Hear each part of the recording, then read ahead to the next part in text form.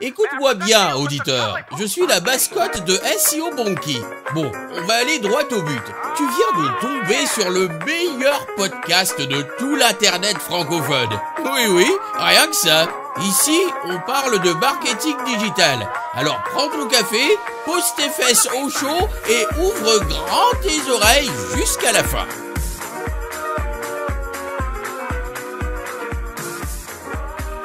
Bonjour tout le monde, aujourd'hui je suis super enthousiaste de recevoir Thomas Giraud, le fondateur de la formation Convertify.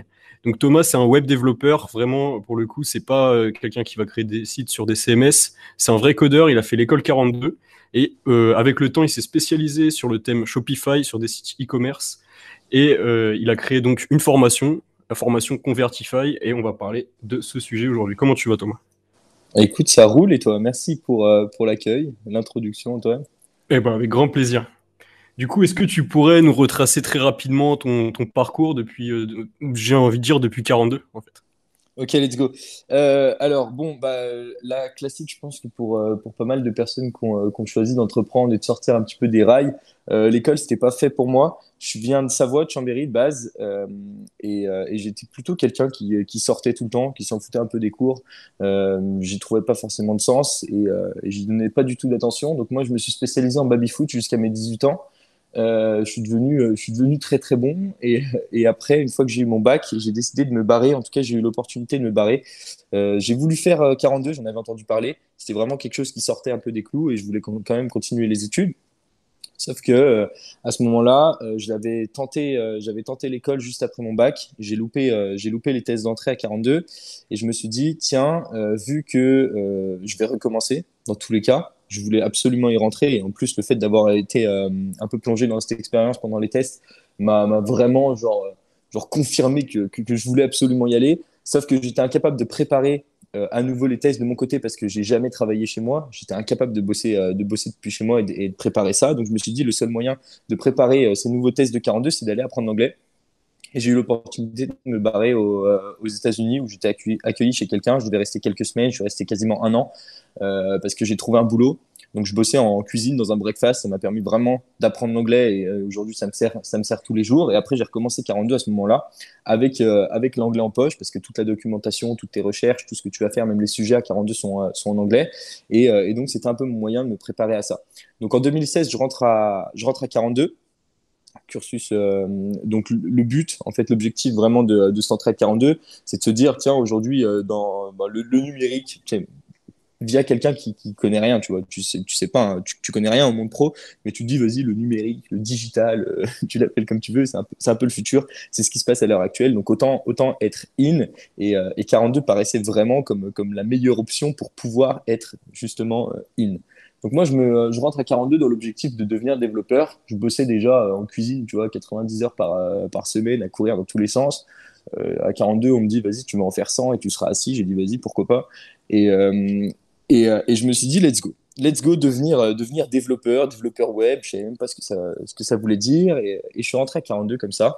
J'ai commencé à arpenter un peu les sujets, balancer des projets sur 42. Et là, je commence à devenir complètement passionné, à kiffer vraiment ce que je fais, sans savoir vraiment vers où je vais, ce que je vais apprendre. J'ai juste des projets qui me tombent sur la gueule et je commence à kiffer ça. Mais vraiment, je commence à kiffer, apprendre, à passer du temps à l'école, à être entouré de personnes qui sont comme moi, qui kiffent aussi, tu vois, qui aiment ce qu'ils font. Personne n'est obligé d'aller à l'école, d'aller bosser, mais tout le monde est là. Et ça m'était jamais arrivé, tu vois, jusqu'à maintenant. Jusqu'à ce moment-là, j'étais entouré de personnes qui sortaient beaucoup, qui savaient pas non plus ce qu'ils voulaient faire dans la life. Et là, il y avait un tronc commun de personnes qui kiffaient ce qu'ils faisaient et qui se poussaient vers le haut, et ça m'était jamais arrivé. Et donc ça, c'est un peu le début de 42 et de chamboulement un peu de ma vie, dans le sens où je deviens un mec qui arrête toute forme comment on dit, tu vois, je continue à sortir, je continue à faire des trucs, mais tout est lié et tout tourne maintenant autour du boulot. Et ça devient vraiment kiffant parce que je remplace n'importe quelle distraction, des vidéos YouTube ou des trucs que tu fais par de la connaissance, par le fait d'apprendre, de se former, de regarder des confs, des trucs dans le genre. Et du coup, je deviens accro à la connaissance, je deviens accro au taf, je passe des 15 heures, des nuits entières à 42 à bosser. Et, Et c'est par là, c'est à ce moment-là qu'on se rencontre plus ou moins, hein. On s'est rencontrés, toi, t'étais à, comment ça s'appelle? Ouais, j'étais à l'IESEG, on a fait un hackathon ensemble. Ouais, on a fait des hackathons. Alors, il y a un truc cool à 42. Moi, tu vois, j'ai pas suivi le cursus pur dev, où tu parles à personne à 42, parce que tu peux le faire, tu vois, genre vraiment parler à personne et être sur ton écran, recoder des terminals, des kernels, des trucs dans le genre, recoder un OS de A à Z. Moi, j'étais pas trop dans ce mood-là, j'étais plus dans le mood social et j'ai profité vraiment de tout le réseau de 42 où tous les week-ends, je faisais des hackathons parce qu'au fur et à mesure, je me suis rendu compte qu'en fait, il n'y avait pas que le code et il y avait plein d'autres trucs qui m'intéressaient. Et moi, qui était un profil qui était un peu plus sociable, tu vois, qui aimait les gens et la présence des gens et parler avec des gens et même parler en public, etc. J'ai vu cette opportunité via les hackathons, par exemple, de pouvoir toucher à d'autres choses, de pouvoir toucher à de la vente, à du design, à mettre en avant mes compétences de développeur sur des projets peut-être plus concrets, de pouvoir parler en public, de rencontrer des figures emblématiques du milieu parisien qu'on voyait. Et c'était cool. Et on s'est rencontrés d'ailleurs ouais, à ce moment-là. C'était peut-être, je sais pas, 2017, 2018. On avait bossé pour Cronenbourg, t'en souviens? Ouais, bien sûr, ouais. C'était cool. On avait inventé tout un système là pour vendre de la scroll. Ah, pour moi, c'était mon meilleur hackathon, je pense, de toute ma scolarité. Ok, bah ouais. Et ce qui est cool, tu vois, c'est qu'on a pu conserver ce feeling qu'on avait eu. Aujourd'hui, on bosse ensemble sur la partie SEO. On bosse ensemble même pour des clients qu'on a en commun. Donc je trouve ça trop cool. Mec, je suis super content d'être avec toi, d'être avec toi aujourd'hui et de pouvoir partager un petit peu la story. Mais moi aussi, je suis hyper content de te recevoir sur ce podcast. C'est vrai que tu as un profil qui est quand même. T'as un profil de passionné, c'est quand même un point commun souvent entre les entrepreneurs. Quand tu dis que tu travaillais 100 heures par semaine, pour certains, ça doit être ahurissant. Et du coup, ouais, j'imagine que tu as appris énormément grâce à toute cette charge de travail. Est-ce que aujourd'hui, tu trouves que cette expérience à 42 était vraiment bénéfique ou tu penses que tu aurais pu apprendre par toi-même comme aujourd'hui c'est en train de se faire de plus en plus grâce aux formations en ligne notamment? Je pense que 42, c'est une des meilleures expériences de ma life. Moi, je suis sorti du cursus après un an à 42 où via ces hackathons et le fait d'être un peu plongé et tous les jours lancer des nouveaux projets, tu vois, tous les week-ends, j'ai eu envie de lancer mon propre projet et je suis parti vers l'entrepreneuriat. C'est vraiment quelque chose que je connaissais pas. Tu vois, j'entends plein de personnes dire, ouais, moi, je suis entrepreneur depuis que je suis gamin, tu vois, je vends des petits trucs de mon côté. Moi, j'ai jamais fait ça. Tu vois, et je savais même pas ce que ça voulait dire un entrepreneur, même entreprendre de manière générale, c'est quelque chose que j'ai découvert à 42. Et quand je l'ai découvert, ça a apparu comme une évidence. Et je me suis dit, à cette époque-là, tu vois, j'avais 19 piges. Et je me suis dit, let's go, j'ai envie d'entreprendre, mais j'ai aussi envie d'avancer et de terminer potentiellement 42. Et donc, c'est à ce moment-là que j'avais créé la JE de 42 avec d'autres personnes, évidemment. Et du coup, j'ai fait ça pendant 2 ans. Et ça a été une de mes plus grosses expériences avant de lancer mon activité que j'ai maintenant. Donc, de la vente de services, des notions que je connaissais pas du tout. Et on s'est lancé comme challenge de vouloir professionnaliser les étudiants de 42 parce que techniquement, ils sont tous bons. S'ils le sont pas, ils vont le devenir. Mais par contre, si tu les sors du code, eh ben, pour se vendre, pour trouver des clients, pour tout ce qu'il y a autour, sur l'administratif, etc., eh ben, c'est des choses qu'ils ne connaissaient pas du tout et que je ne connaissais pas non plus. Mais je me suis dit, let's go. Si tu aimes maintenant la prétention de vouloir apprendre ça aux autres, il faut que toi, au moins, tu sois bon là-dedans. Et donc là, à ce moment-là, je suis sorti du code, on a monté cette boîte et j'ai découvert des notions que je connaissais pas du tout, des trucs de facturation qu'aujourd'hui on utilise tous les jours. Mais quand tu n'as jamais entendu parler de ça, c'est assez fou. Et l'administration française, et les déclarations, et le truc, et la gestion de projet, et le closing avec des clients, etc. Donc ça, grosse expérience. Et quand on s'est rencontrés, j'avais déjà la JE, je pense. Ouais.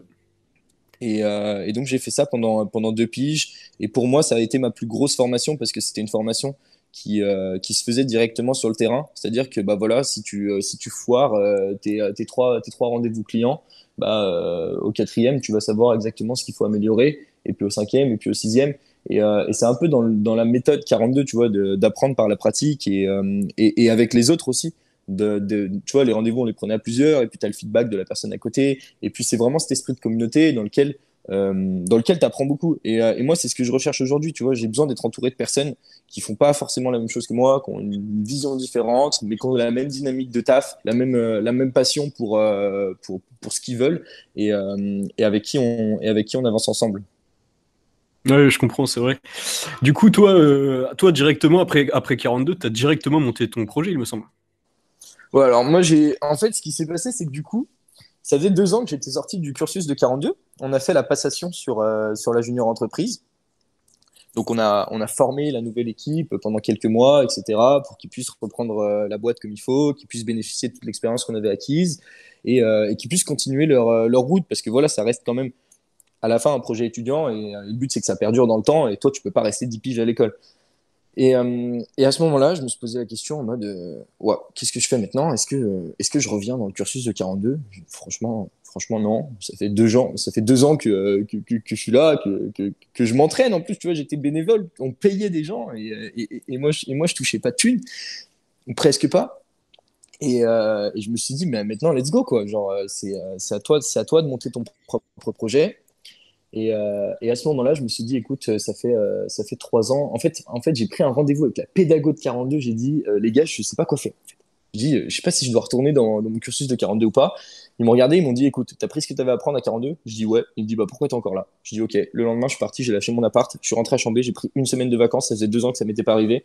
J'ai pris un billet d'avion, je me suis cassé à Malte parce que mes parents faisaient des allers-retours entre Malte et Chambé. Ils vivaient 6 mois de l'année à Malte. Et moi, ça faisait quasiment 3 ans que je les voyais plus parce que je faisais que taffer à 42. Je me suis dit, vas-y, ça va être un bon point pour d'une, me rapprocher de mes parents, tu vois, les revoir. De deux, être tout seul. Donc de pas avoir de distraction, parce que je suis une personne assez influençable quand même. Si tu m'appelles le soir, évidemment que je vais venir te voir. Et donc être loin de tout, être mine de rien pas loin de la France, tu vois, 2 heures d'avion, en plus c'est pas très cher, être au bord de la mer, changer d'environnement, etc. Et je me suis dit, vas-y, let's go à Malte. Et à partir de ce moment-là, je me suis installé à Malte, j'ai acheté un tableau blanc et je me suis posé en mode, bah maintenant j'ai plus 42, qu'est-ce que je fais? Ok, t'es vraiment allé à Malte en mode aventure, tu savais pas ce que t'allais faire, et c'est là-bas que t'as trouvé du coup cette nouvelle vocation qui est, si je me trompe pas, de vraiment créer une formation en ligne. C'est à partir de ce moment-là que tu as eu Je savais que vocation. j'allais bosser, tu vois. Je venais pas pour trier des perles. Je savais que j'allais faire quelque chose. Je savais que j'allais monter un projet. Et en fait, ça faisait quasiment plus d'1 an que j'y pensais, tu vois. Ça faisait 1 an que j'avais la tête dans le guidon. Ça faisait même 2 ans que j'avais la tête dans le guidon à bosser, bosser, bosser, bosser, bosser, bosser, faire que ça, boucher les trous parce que t'as des personnes qui n'étaient pas forcément là, etc. Et être dans le rush tout le temps. Et là, j'étais tout seul, tu vois, genre limite plus rien à faire. Et déjà d'une, c'est une situation qui est trop stressante. Parce que genre tu te dis putain, j'ai plus rien à faire, ça fait 2 ans, je dors plus, tu vois. Genre, je fais que bosser comme un fou. Maintenant, qu'est-ce que je fais? Et en plus, ce qui est encore plus satisfaisant, c'est que maintenant j'avais la chance de me dire tiens, maintenant je vais pouvoir faire un truc pour moi. Et seulement pour moi. Donc quelque chose que je vais pouvoir traîner pendant longtemps. Et moi, depuis que je suis passé à 42, mon rêve, c'est de monter une startup. C'est de monter un projet qui peut aller de zéro à des milliards, tu vois, qui peut exploser et potentiellement changer le monde. On a tous c'est une définition différente de ce que c'est que de changer le monde. Mais mon dream, et ça l'est encore, c'est de monter cette fameuse startup, un truc qui a un potentiel de croissance incroyable. Le problème, c'est que quand tu viens de Paris, de cet univers Startup Nation, etc., on t'inculque que monter une startup, il faut être prêt à passer 6 mois, 1 an, à pas gagner d'argent, à bosser ton produit, à bosser tes clients, à trouver ton product market fit, etc. Et moi, j'avais pas envie de prendre ce risque, de se dire, tiens, je vais devoir passer 6 mois, 1 an à taffer sans rien gagner, alors que je faisais déjà ça depuis 2 ans, tu vois. Je me suis dit, j'ai besoin d'avoir un business qui soit lié à quelque chose que j'aime, parce que si c'est pas quelque chose que je kiffe, je serai jamais aussi performant que ce que je peux être. Et voilà. Donc, faut que je lis. Là, ma question, en fait, c'était de me dire, tiens, il faut que je trouve quelque chose que je kiffe, et en plus de ça, il faut que je trouve quelque chose qui puisse me rapporter des résultats rapidement. Plus rapidement que si je montais ma petite startup avec mes pauvres connaissances quand j'y repense. Et donc là, j'ai listé un petit peu tous les business qui existaient. Et moi, il y a un truc que je kiffais et que j'ai toujours kiffé, c'était de parler à l'oral, donc parler devant des gens. C'est pour ça que je faisais des hackathons tout le temps, parce que j'aimais bien pitcher. Ensuite, j'aimais bien transmettre. Donc j'aimais bien, j'avais pris un plaisir fou à former les nouvelles teams. J'organisais des formations, j'étais pas obligé de le faire, tu vois. Genre, il y avait tous les contenus qui étaient faits, mais j'aimais bien les synthétiser et les reprendre et prendre la team pendant des jours entiers et leur transmettre vraiment tout ce que j'avais appris parce que bah voilà, c'était le futur du bébé que tu avais créé, etc. Et puis après, je faisais quelques petites interventions. J'en ai fait à HEC, j'en ai fait à l'ESSEC, j'en ai fait à l'ESCA, j'en ai pas fait à l'ISEG, mais et ce que je faisais, c'est que j'apprenais aux gars à créer des landing pages, etc. Et en fait, j'avais un deck de slides que je répétais à chaque fois, je l'adaptais de temps en temps. Et je me suis dit, vas-y, let's go. Pourquoi pas monter ta ou tes formations en ligne et au moins, ça t'évitera de te répéter à chaque fois. Donc, en gros, ce que j'ai fait simplement, c'est que j'ai repris mes slides d'habitude et j'ai voulu créer ma première formation en ligne. Et c'est un peu vers ça que je me suis orienté. Alors après, bah, ça en est suivi. Tu vois, au début, ma plus grosse peur, c'était de passer 6 mois à pas gagner de thunes ou même un an. Et au final, c'est ce qui s'est passé. Ouais. Mais, euh, mais c'est ce qui s'est passé parce que tu vois, moi, j'ai toujours eu, enfin, depuis ce moment-là, j'ai toujours eu l'envie de foncer, tu vois, la tête dans le guidon. Vas-y, let's go, j'ai envie de créer une formation, je vais créer la formation, tu vois. Et donc, moi, ce que j'ai fait au début, c'est que j'ai passé 2 mois. En plus, j'avais aucun process, tu vois. J'ai jamais tourné de vidéo de ma life, j'ai jamais monté de vidéo de ma life, je savais même pas sur quoi héberger ma formation. Et du coup, j'ai passé 2 mois à créer ma première formation. Aujourd'hui, une formation, genre, elle est tournée, elle est montée en moins d'une semaine. Et donc, du coup, après ces 2 mois passés à créer cette formation, je me pose la question de comment je vais la vendre. Et donc là, j'ai aucune connaissance, tu vois. Je sais, j'ai pas de communauté, je sais pas faire publicité, je sais même pas que ça existe, la publicité. Je sais pas faire de copywriting, je sais même pas que ça existe, le copywriting, je sais même pas ce que c'est. Donc, je rédige la page de vente la plus claquée de la Terre. Je me suis pas formé parce que j'ai une fierté qui vient de 42, c'est de se dire, vas-y, tu apprends par toi-même, tu vas être confronté au problème, et quand tu seras confronté au problème, et ben, tu iras chercher la solution sur Internet, et il y a un mec super sympa qui te la donnera. C'est valable dans le code, c'est peut-être pas valable vraiment dans tous les domaines, mais cette fierté fait que je me forme pas et que je décide d'y aller la tête dans le guidon. Et au final, bah, je dirais pas que c'est perdu parce qu'au final, j'ai appris des choses que j'oublierai vraiment jamais. Et je peux pas les oublier parce que genre, chaque chose que j'ai appris au fur et à mesure depuis ce moment-là est liée à un problème que j'ai eu à un moment. Mais donc voilà. Donc en gros, zéro résultat.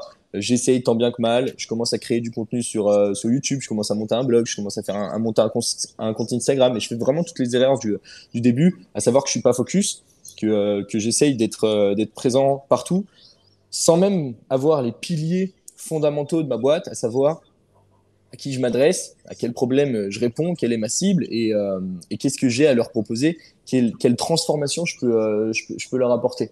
Et donc pendant un an, j'avance un peu dans le vide, je pédale un peu dans la semoule, à pas savoir à qui je m'adresse, à savoir ce que je propose, mais très difficile d'avoir une cible et en fait, je suis perdu, tu vois. Ok. Bon, t'as dit pas mal de choses, du coup, on va revenir sur deux, trois points avant de continuer un peu la chronologie de ton histoire. Lorsque tu dis que t'as passé en fait 6 mois sans acheter de formation, est-ce que tu penses que aujourd'hui, est-ce que tu as changé d'avis? Est-ce qu'aujourd'hui tu vas acheter de la formation ou tu continues de te former par toi-même? Euh, je consomme quelques contenus de formation quand je connais pas du tout un domaine et que j'ai besoin de le découvrir rapidement. Sinon, sur ce que je fais et sur mon activité, j'essaye de pas trop me former pour rester qui je suis, tu vois, et pour pas dupliquer un modèle qui marche peut-être, certes, mais pour pas être telle personne. Et en fait, à la base, c'était vraiment mon envie, c'est de me dire, tiens, si je me forme et que je suis la formation de X, je vais être lié à X, tu vois, je vais faire exactement pareil que X. Et donc, du coup, j'aurais pas ma petite patte d'authenticité, de truc, de qui je suis. Et est-ce que c'est une erreur? En vrai, je sais toujours pas. Je pense que j'aurais pu gagner du temps, mais je pense que au final, vas-y. Franchement, j'en ai aucune idée. Je pense que j'aurais pu gagner du temps à dupliquer un modèle qui fonctionne, c'est certain. J'aurais pu avoir des résultats bien plus rapidement, c'est sûr, sûr, sûr, sûr, sûr. Mais, euh, mais je pense que je l'ai fait et je le regrette pas parce que en fait, le parcours était cool. J'ai appris plein de trucs. Et tu vois, n'importe quelle personne qui passe 2 mois à créer une formation, enfin, en tout cas, beaucoup de personnes qui passent 2 mois à créer une formation, un mois à essayer de la vendre, et après le lancement de sa première formation, ça fait 3 mois qu'il bosse dessus, le gars fait 100 balles de vente. je pense qu'à un moment, tu arrêtes et tu retournes chez toi ou tu vas trouver un taf quelque part. Moi, j'ai trouvé ça trop cool de ne pas faire de vente parce que du coup, ça m'a permis de voir qu'est-ce qu'il fallait que j'optime, qu'est-ce qu'il fallait que je passe en priorité. Peut-être qu'il fallait que je crée la formation après l'avoir vendue. Peut-être qu'il fallait que j'utilise d'autres leviers pour me faire connaître, pour plein de choses, tu vois. Et donc, moi, j'ai trop kiffé pas gagner de thunes à ce moment-là. Parce que c'était une putain de déception de dire tu passes 3 mois, t'as fait que ça, t'as fait que bosser comme un porc, t'as pas passé ton été. Genre, en plus, c'était dans les mois d'été à Malte, si je venais d'arriver, je suis pas sorti, tu vois, j'ai fait que ça, que ça, que ça. Et trop cool, quoi, je lance, ça marche pas. Donc maintenant, on voit pourquoi ça marche pas et on essaie de faire mieux. Donc moi, j'aime bien, j'ai un peu ce truc un peu d'acharnement et de dire, vas-y, ça marche pas, ok, trop cool, on va voir pourquoi. Ok, ok, ça marche. Au niveau, donc, quand tu parles, il y a quelque chose qui est revenu plusieurs fois, c'est que tu dis que tu aimes bien t'entourer, pardon, de gens qui ont des compétences similaires aux tiennes, mais aussi différentes. Est-ce que à Malte, justement, tu as trouvé ça, une sorte de melting point d'entrepreneurs avec des profils un petit peu différents? Je pense que c'est la question qui arrive à pic parce que genre elle va reprendre le moment de l'histoire où je me suis arrêté, où j'étais complètement perdu, je savais pas à qui je m'adressais, j'avais pas enfin je savais pas ce que je faisais et ce que je vendais à X, donc j'avais pas de cible et j'avais pas les piliers de ma boîte. Et et à ce moment-là, quand je suis perdu, tu vois, à ce moment-là, tu vois, genre j'avais lancé peut-être d'autres formats, tu vois, ça n'avait pas marché non plus. Et, euh, et parce que le contenu il était cohérent, tu vois, mais genre, en fait, t'as beau avoir le meilleur contenu de la Terre, si t'arrives pas à le vendre, si tu sais pas qui tu le vends, de toute façon, il y a personne qui va le déceler, ce contenu, et tu pourras faire savoir à personne que c'est un bon contenu. Et à ce moment-là, je rencontre un gars, il s'appelle Léo, tu vois, genre, c'est un peu le moment où, genre, moi qui aime trop les gens et qui a besoin d'être entouré de personnes, j'avais passé 3 mois à Malte, même plus, tu vois, quasiment 6, et j'étais un peu en dépression de se dire, putain, je connais personne, je fais que taffer comme un porc, et j'ai besoin en fait de gens, j'ai besoin de rencontrer quelqu'un et en fait je mets un petit message sur les groupes des Français à Malte et je dis vas-y est-ce qu'il y a des entrepreneurs dans le coin parce que j'avais envie aussi de rencontrer des mecs comme moi et je trouve un gars qui s'appelle Léo qui est encore avec moi à l'heure actuelle. Franchement Léo c'est un gars à l'époque il fait du e-com mode dropshipping et lui c'est un vendeur. Tu vois. Lui, c'est un vendeur. Lui, il est capable de te vendre n'importe quoi. Tu vois. Il prend des tatanes, il prend n'importe quoi. Je te jure, je peux te jurer, il te balance des ads dessus, il te fait une boutique en 2 heures, c'est vendu. Il a fait 2 4 CA. Et, euh, et, euh, et moi, c'est la compétence que j'ai pas. C'est genre le truc que je sais pas faire, c'est que je sais pas vendre. Et je sais vendre à l'oral, tu vois. Si on passe un call, tu vois, c'est un truc que j'ai taffé pendant des années à 42, à voir des clients, des centaines de clients, et je sais closer. En face-to-face, je sais closer, je ressens les émotions de la personne, je sais exactement comment adapter mon discours, je connais mon offre de service par cœur, et je peux closer. Mais vendre en ligne, ça n'a rien à voir, tu vois.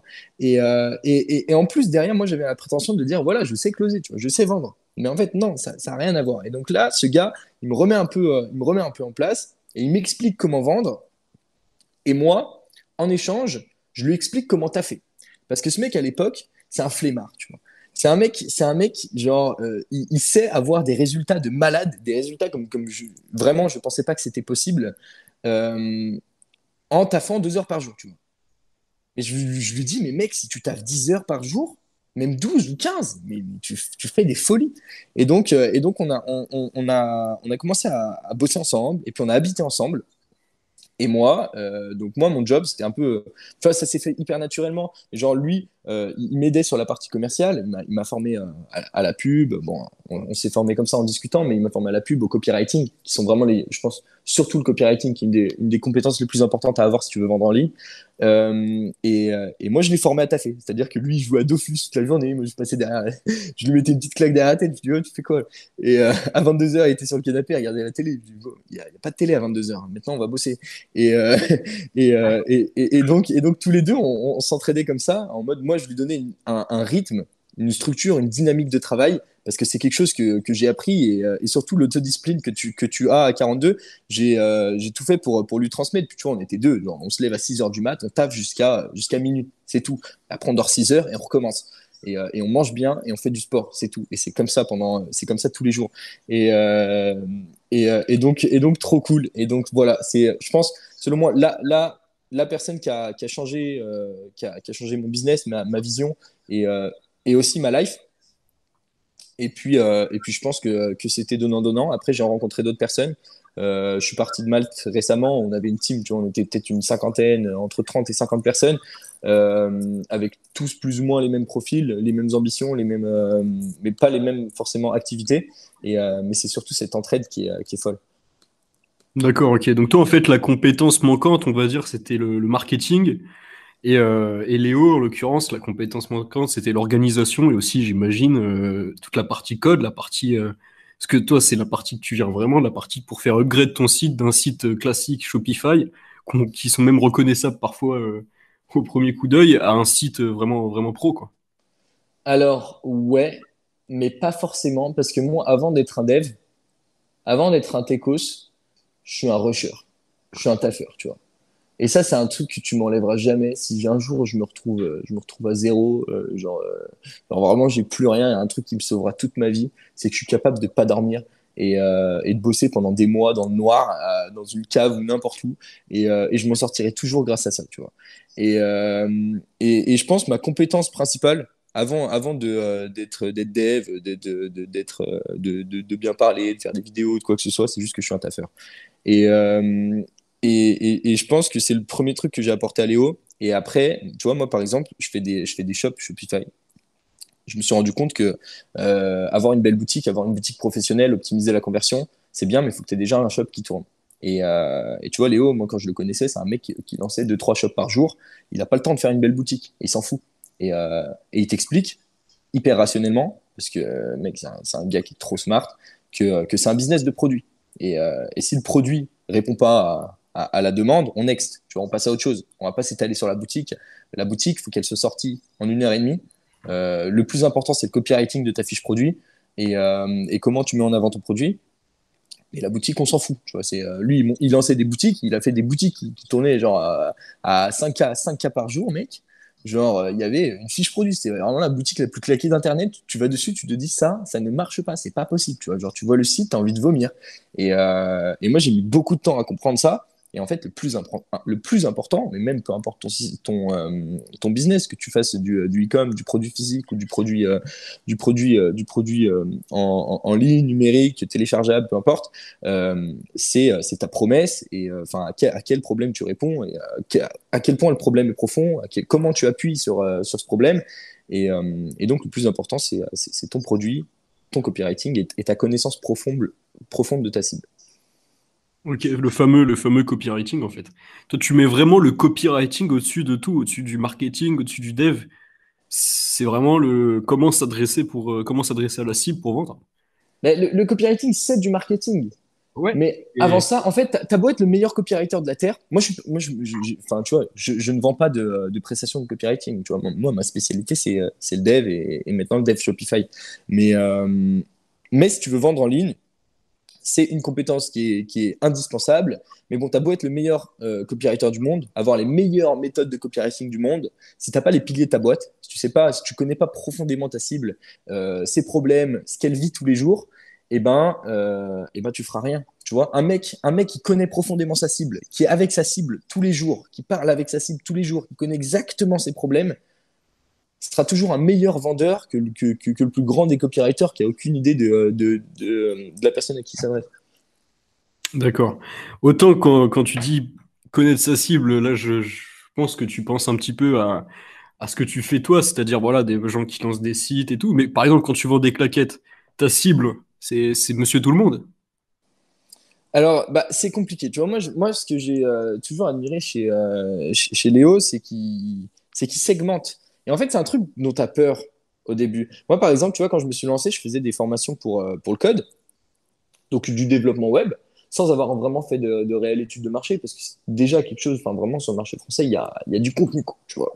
Franchement, pour te frayer un chemin, quand tu commences, faut être solide, tu vois. Et moi, je voulais pas segmenter à ce moment-là. Je voulais pas me dire, voilà, je me focus que sur la reconversion professionnelle, et encore, je pourrais sous-segmenter encore plus que sur les jeunes qui sortent d'école, etc. Mais, Mais lui, par exemple, là où il est super fort, c'est que, je sais pas, il va te retourner. Bon, la tatane, mec, j'ai pas vraiment d'exemple concret sur une tatane, mais t'imagines, je sais pas, genre, il te fait la tatane, genre, pour les vieux de X années, qui va. Bah, évidemment, il faut que ce soit vrai derrière, mais genre. J'ai un exemple, mais c'est compliqué d'en parler parce que c'est une boutique qui tourne.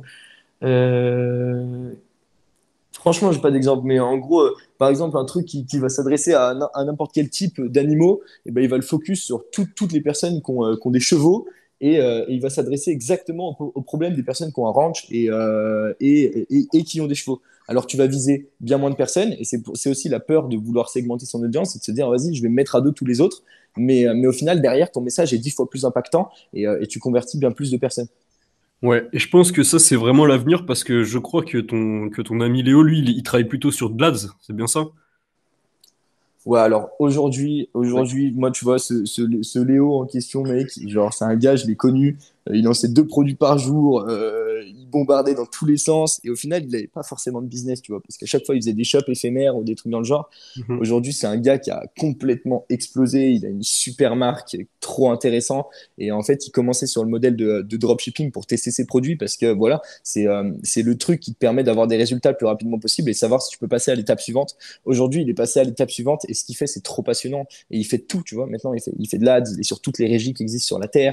Il bosse avec des influx, il fait du SEO, il fait plein de choses. Il a une équipe de plus de 40 personnes qui bossent avec lui maintenant. Et ce qu'il fait, c'est trop passionnant, tu vois. Genre vraiment, et ça te montre vraiment genre, à quel point, genre c'est fou. Mais au début, c'est bien de commencer sur un modèle drop quand tu fais du e-com parce qu'en 2 jours, tu sais si ça marche ou pas. Ouais. Tu vois, lui, quand il a lancé la boutique sur laquelle il bosse à l'heure actuelle, j'étais avec lui, j'étais derrière lui. En 2 jours, il a dit, c'est le produit de ma vie. C'est le produit qui va changer ma vie. Et aujourd'hui, ça fait plus de 6 mois qu'il bosse avec cette marque. Et c'est le produit qui a changé sa life, tu vois, genre. Parce que tu as les datas. Et à la base, ouais, c'est un mec qui se paie sur du Facebook Ads. Ok, ok. Ok, ok, hyper intéressant. Du coup, pour revenir un petit peu à ton sujet, toi, au début, tu m'as dit qu'il t'a fallu entre 2 et 6 mois, si je dis pas de bêtises, pour lancer ta première formation. Ouais. Et aujourd'hui, tu me dis être capable de lancer maintenant une formation en quelques jours. Tu m'as parlé d'une semaine ou 2 semaines.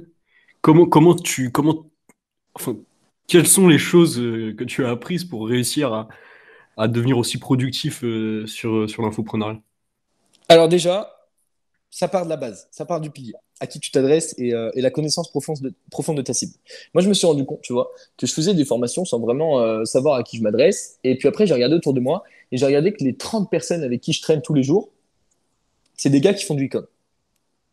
Et, euh, et je les connais, tu vois, parce qu'ils m'appellent tous les soirs pour que je modifie un truc sur leur boutique, que je change leur bouton de couleur et tout. Et j'ai jamais fait le rapprochement en mode, tiens, est-ce que je peux en faire quelque chose parce qu'il y a un besoin. Et en fait, je me dis, mais putain, mais carrément, c'est même Léo, il vient me voir, il me dit, putain, pourquoi tu fais pas du dev sur du e-com?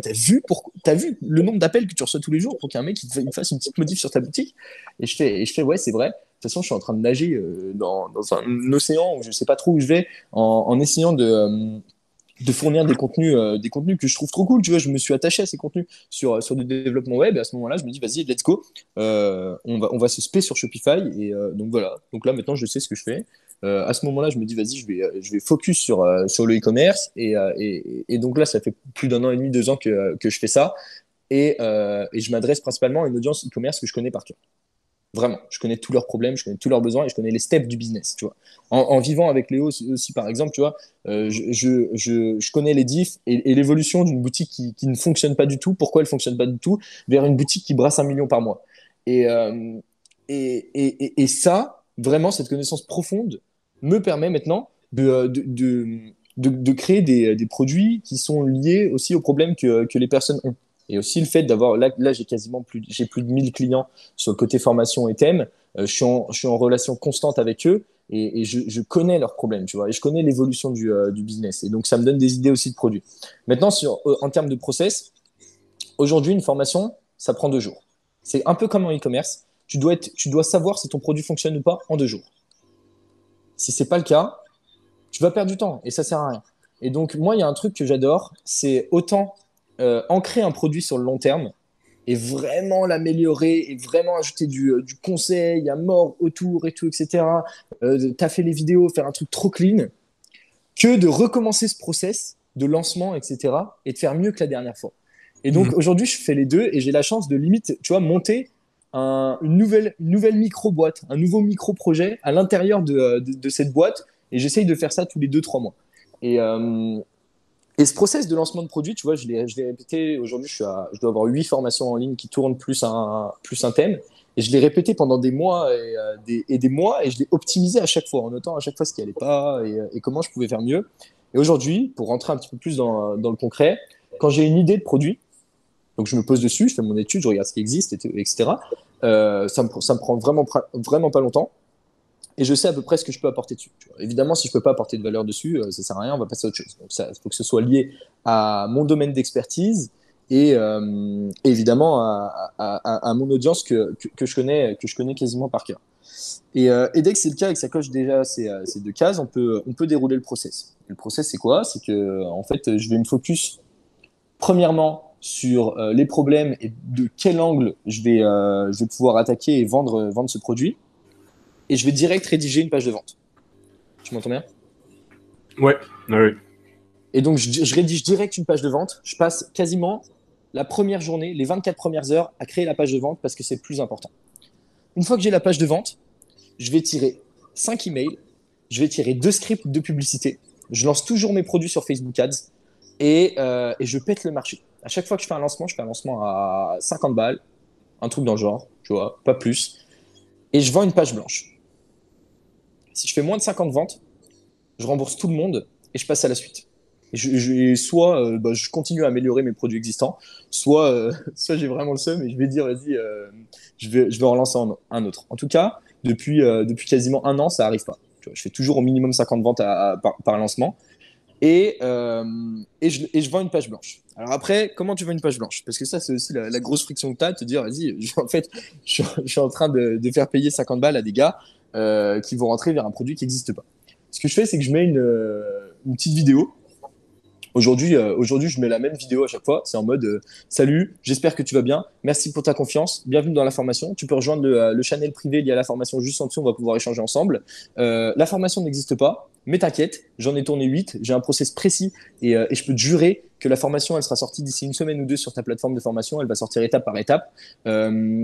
Si tu veux et si tu en as l'envie, je te propose un call de 15 minutes dans lequel je vais te présenter tout le plan de la formation et on va pouvoir potentiellement l'adapter ensemble en fonction de tes besoins et tes attentes concernant cette format. Et ça plaît énormément parce que déjà, d'une, tu es en relation directe avec ton formateur. En plus de ça, on construit et on adapte le produit ensemble. Et moi, derrière, je respecte ma promesse, à savoir qu'à partir du moment où j'ai fait mes 50 ventes, et je leur dis, tu vois, genre, j'ai besoin de faire 50 ventes parce que sinon, ça me sert à rien. Tu vois, j'ai limite de partir et couper quasiment tout ce que je fais pour passer une semaine ou deux à tourner la format. Et à partir du moment où j'ai tapé les 50 ventes, j'arrête de dormir. J'ai mon plan de formation qui est fixé et qui a été adapté avec tous les calls que j'ai fait. Et pendant une semaine, je fais que du tournage. Ok, t'es un extraterrestre quand même. J'aime bien comment tu dis ça tout à fait naturellement. À partir du moment où j'ai fait 50 ventes, j'arrête de dormir et pendant une semaine, je fais que du tournage. C'est normal. Non mais ouais, je vois ce que tu veux dire. En fait, t'es comme ton pote et je pense que c'est aujourd'hui, enfin c'est l'A/B testing en fait. Tu viens tester. Et quand t'as trouvé ton produit, voilà, tu t'investis dessus. Et si j'ai bien compris, c'est aussi tu t'investis dessus sur le long terme. C'est-à-dire que tu vas venir créer une V1, une V2, une V3 et tu vas continuer dans le temps à l'améliorer, cette formation. Carrément, parce que après, tu as tes membres, tu vois, tu as tes 50 premiers membres. Puis après, le produit, une fois que la période de lancement, elle est terminée. Donc moi, généralement, la période de lancement, elle se termine en fonction bon, je dis un nombre de membres minimum. En vrai, c'est à partir du moment où les pubs sont plus trop rentables. Parce que tu fais vite le tour sur Facebook de l'audience e-commerce si tu commences à scaler en augmentant ton budget pub de 20% par 20% tous les soirs en fonction des ROS que tu as. Bon, attends, je vais pas partir dans la technique, mais en gros, si tu commences à augmenter ton budget pub de 20% tous les soirs, tu arrives vite tu fais très rapidement le tour de l'audience. Moi, en 2 semaines, généralement, j'ai fait le tour et après, je coupe les ads et j'augmente le prix du produit. Je sors le produit et j'attends les retours, j'adapte. Ok, c'est marrant, juste petite parenthèse, mais tu fais ton testing sur Facebook, toi, du coup. Ouais, alors pour l'acquisition, parce que moi j'adore Facebook, je trouve ça trop performant. En fait, je kiffe trop faire de la pub sur Facebook. Alors, je fais de la pub sur YouTube, mais c'est plus de la pub pour du leads ou de la discovery pour faire connaître ma chaîne et mes contenus. Mais je fais très peu d'acquisitions sur YouTube. Je pourrais en faire plus. Parce que j'aime trop Facebook. Voilà. Ouais. Et Facebook depuis iOS 14, t'en penses quoi? Ben, j'ai pas testé. Là, justement, je lance des pubs ce week-end. Donc, on va voir. Ok. En tout cas, j'ai plein de retours parce que vu que j'ai un thème sur Shopify et qu'il y a des personnes qui ramènent du trafic dessus, moi aussi j'ai du taf à faire sur le thème pour adapter. Et j'ai un pote qui a sorti une solution, un ancien pote de 42 qui a sorti une solution qui pourrait te permettre d'avoir un meilleur tracking, etc. Donc je vais voir comment je peux adapter ça. Mais pour l'instant, j'en sais rien. D'accord. Ok, hyper intéressant. Donc là, je vais juste retracer un peu les choses. Donc, diplômé de 42, tu pars à Malte, tu galères pendant 6 mois, puis tu fais les bonnes rencontres, puis tu te remets en question, plutôt que d'être dans la qualité, on va dire, tu viens plutôt à B tester, puis une fois que tu es sûr d'avoir le bon produit, tu développes le produit. Et aujourd'hui, où est-ce que tu en es du coup? Aujourd'hui, je suis refait, mec, et je pense que vraiment, je kiffe vraiment ce que je fais, dans le sens où je suis en relation avec mes clients tout le temps et que je construis des produits qui sont vraiment faits autour d'eux. Et tu vois, si la première version elle est pas cool, bah voilà, donnez-moi tous vos feedbacks, je les récolte et j'adapte le produit seulement pour vous parce que c'est à vous que je m'adresse et c'est pour vous que je fais ça. Pareil pour la chaîne YouTube, tu vois, au début je créais du contenu pour moi parce que je savais pas forcément ce que je voulais faire et à qui je m'adressais et du coup je faisais du contenu sur ce que je savais faire et sur des choses que je maîtrisais totalement. Et après j'ai commencé à créer du contenu pour les autres et c'est à ce moment-là que tu vois ma chaîne elle a commencé à générer un peu d'attraction. Et c'est ça qui est trop cool, c'est en fait, c'est vraiment essayer de comprendre au maximum les personnes à qui tu t'adresses pour pouvoir leur apporter un maximum de choses. Et moi, je kiffe ce que je fais parce que, comme je t'ai dit, genre, mes clients, c'est le noyau de mon activité. Je kiffe mes clients kiffent. Et voilà, on vit une aventure de kiff. Aujourd'hui, comme je t'ai dit au tout début, je veux toujours monter ma startup, mon projet qui peut dépasser tous les steps de la Terre. Et je pense qu'aujourd'hui, plus que jamais, je regrette pas le choix que j'ai fait parce qu'aujourd'hui, j'ai des process à appliquer et peu importe le projet que je lance, je peux te jurer que je passerai pas 6 mois sans gagner de thunes. Et c'est ça qui est trop cool parce que tu as des process tu vois, de MVP. Tu sais tester un produit, tu sais tester une offre rapidement, tu sais vendre quelque chose qui n'existe pas. Et en plus de ça, conserver un client satisfait par la suite parce que c'est le plus important et surtout tirer de l'information de ce client, adapter soit ton offre, soit ton produit, soit tout ce qui est autour. Et donc, pour l'instant, je vais continuer à faire ce que je fais. J'ai plein de projets qui sont en cours. Du coup le côté les formations à améliorer, le thème à améliorer, tout est toujours à améliorer, mais grossièrement ça tourne et 80% du taf est fait sur les contenus existants. Et là en ce moment donc du coup je prépare un nouveau projet qui sera toujours lié à Shopify et au e-commerce. Ça va être je vais appeler ça la Shopify School. Tu es la première personne à qui j'en parle. Et ça va sortir dans très peu de temps. Et le but, ça va être de lier mes contenus de formation qui parlent du code ou de la création de boutiques professionnelles et de l'optimisation de conversion sur Shopify pour transmettre ça à une team et potentiellement créer les nouveaux créateurs de thèmes de demain ou les prestataires de services sur Shopify de demain parce que c'est un domaine où il y a en francophone, il y a personne, tu vois, genre vraiment. Même moi, tu vois, je connais peut-être un ou deux devs Shopify francophones, mais la demande est complètement folle. Le e-commerce a pété dernièrement, il y a trop de gens qui s'y sont mis. Et derrière, il n'y a personne pour répondre à leurs besoins. Et en tout cas, je pense que pour un petit bout de temps, ça va être une grosse opportunité pour les gens qui vont se lancer dedans. S'ils veulent faire ne serait-ce que de la prestation de service, il y a de quoi bien s'amuser, quoi. Nickel. Je vais te poser 4 questions. Tu me réponds au tac par la première idée qui te vient en tête. C'est Ok? quoi la couleur de tes brosses à dents? T'inquiète, y a pas de choses gênantes ou quoi. Dropshipping ou inventaire? Ou inventaire? Ouais, enfin, ça commence bien. Histoire d'avoir du stock ou pas? Dropshipping pour tester. Une fois que c'est testé et validé, le premier truc à faire, c'est la supply chain et le support client. C'est le truc le plus important à optimiser une fois que ton produit est validé. D'accord. Formation ou produit? Physique, Ouais. mec, je kiffe le produit physique. Je kiffe la formation. Je kiffe, en tout cas, tout type de produit en ligne parce que je dois m'étaler ou pas? Ouais, tu peux carrément, c'est intéressant. Ok, je kiffe le produit physique parce que c'est livré dans la seconde. Le client, il peut déceler le produit directement. T'as pas de 50 000 personnes à gérer. C'est juste le mec, il achète et il accède direct à son produit. Moi, tu vois, genre, je vois tous mes potes qui font du e-commerce. Ils se prennent des litiges de partout parce que des fois, il y a un problème. Le colis, il n'arrive pas sous X jours, etc. Moi, j'ai jamais eu un litige de ma vie, que ce soit sur PayPal ou sur Stripe. Le mec décèle le produit, il est en contact avec moi dans la seconde s'il y a un problème. Bon, peut-être je suis en train de dormir ou un truc dans le genre, mais il a une réponse en moins de 12 heures. Et s'il y a un problème, on voit ça ensemble. Donc, mec, produit numérique 1000%. Ouais. Seul ou en équipe? Franchement, après l'expérience que j'ai eue à 42, j'aurais dit seul. Ça me saoulait d'avoir une team, mais surtout que j'étais un très mauvais manager. Step by step, équipe, vraiment indispensable, mais un par un, et on fait les choses bien, et on recrute pas 50 personnes d'un coup sans savoir qui va faire quoi. C'est dès qu'il y a un besoin, et on sait pertinemment qu'il y a un besoin, et qu'il y a des processus, et ben on va prendre cette personne, on va la former, on va l'accompagner, on va lui prendre du temps pour elle, et étape par étape. Là, on est quatre dans la team, ça, on va grossir aussi au fur et à mesure, mais on y va vraiment étape par étape. Et je suis prêt à taffer encore bien plus que n'importe qui pour vraiment être sûr que cette personne sera indispensable et que je peux lui apporter tout ce qu'elle veut, qu'elle peut se former, apprendre plein de choses. Et donc, step by step. Métier. Ok. Pub ou contenu gratuit? Oh là là, mec. Franchement, franchement, pub. Ah ouais, ça Franchement. m'étonne. La réponse m'étonne quand même. Ah ouais, elle t'étonne? Vas-y, Ouais, je peux étaler. vas-y. Alors, moi, j'adore créer du contenu. Pas forcément blog, pas forcément écrit. J'adore parler devant une caméra, j'adore partager, j'adore communiquer des émotions. J'aime trop créer du contenu. Tu vois. J'adore trop ça. Le problème, c'est le temps. Le deuxième problème, c'est que je pense, moi, c'est un problème qui me dérange pas du tout, mais c'est le fait que tu t'affiches et qu'il y ait ta gueule de partout. Et, et que enfin, quand tu commences à créer du contenu, surtout en vidéo, bah, c'est difficile de tourner vers autre chose. Bah, en vrai, non, c'est pas difficile, mais en tout cas, moi, c'est comme je le vois et comme je l'ai fait, c'est du personal branding. Si j'arrête, si c'est plus moi sur la chaîne Thomas Giraud, c'est chelou, tu vois.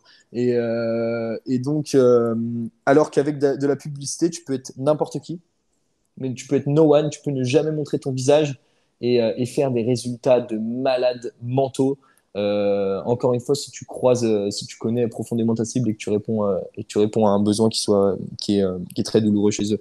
Donc moi, je dis la pub pour les leviers et pour le fait que tu peux avoir des résultats de malades très rapidement. Franchement, n'importe quelle personne qui manie un peu de la pub, du copywriting, toutes ces notions qui sont indispensables, peut avoir des résultats de fou en quelques jours ou quelques semaines maximum, alors que sur du contenu, bah voilà, même si tu connais ta cible, etc., et que tu balances de la vidéo en masse, genre avant de, avant d'avoir des gros résultats, même des résultats juste cool, juste même de pouvoir vivre de ton activité, juste avec du contenu, enfin, va falloir être prêt à bouffer des pâtes pendant quelques mois, si ce n'est années. Ok, ouais, je comprends. Après, moi, je pense quand même que le contenu gratuit sera de plus en plus indispensable parce que la concurrence au niveau publicitaire, elle sera de plus en plus forte et tu vois, appuyer ta publicité avec une marque, en fait, tout simplement derrière.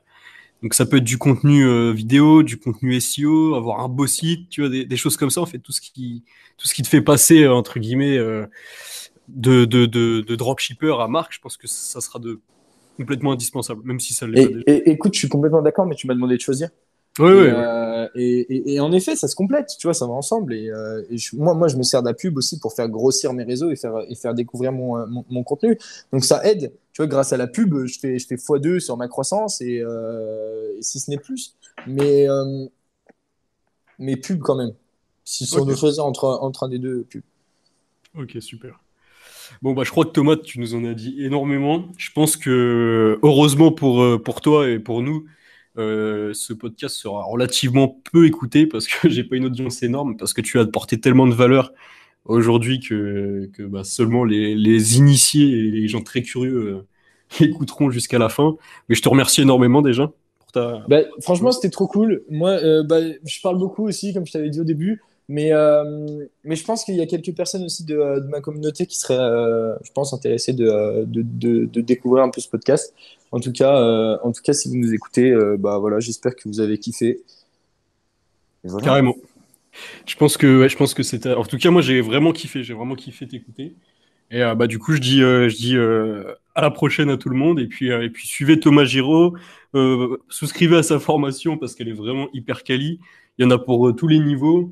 Et je pense que oui, ça sera complètement indispensable aujourd'hui de pouvoir step up son site, Shopify en l'occurrence, et vous allez avoir toutes les informations pour passer à l'étape supérieure grâce à ces formations.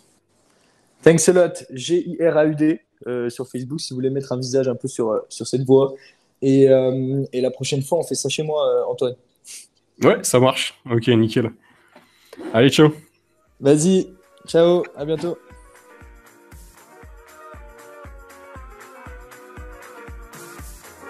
Salut, c'est encore moi. T'as kiffé l'épisode ? Tu peux retrouver un résumé détaillé sur mon site seo-monkey.fr. Attends, mais t'es sérieux ? T'es toujours pas abonné à la newsletter ? T'as pas compris qu'on fait ça pour ton bien ? Allez, abonne-toi. Je pars pas tant que tu t'es pas abonné. Allez, je plaisante. À plus dans le bus.